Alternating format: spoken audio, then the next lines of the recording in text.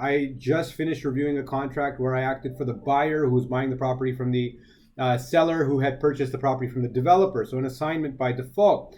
And in this transaction, as I reviewed the contract, there was a very clear provision that said if the property was ever listed on MLS, Kijiji Craigslist, then the vendor, the actual developer, would be able to sue for breach of contract and liquidated damages. This provision actually killed the agreement in this situation. I told my client in writing that they should not proceed with this transaction simply because if they did, they would be found in a very precarious situation where the person that they purchased the property from by virtue of the assignment was already in breach of contract.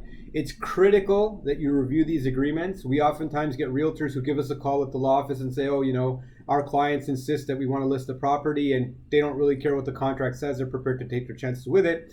The unfortunate part here is that the lesson that the seller is going to end up learning ultimately is going to be a harsh one, because we've actually seen brokers bring contracts to us. We tell them in writing that they can't list the property. The developer's not agreeing to allow that to be amended either. And so then the salesperson doesn't list the property. Now that client goes to another salesperson who doesn't care or who doesn't understand these provisions and now goes out and lists the property. And within a couple of weeks later, that seller then gets a nice love letter from the developer solicitor looking for damages in the thousands of dollars. So to reiterate very carefully, if you're a seller, if you're a salesperson looking to list a property on MLS for assignment, make sure you understand the contract or at least have the contract reviewed by your lawyer. If you fail to do this, you will, and you more than likely will end up in a very precarious situation. And as a realtor, you have to protect the client's best interests. And as a seller, you should know that in this situation specifically, it's better to ask for permission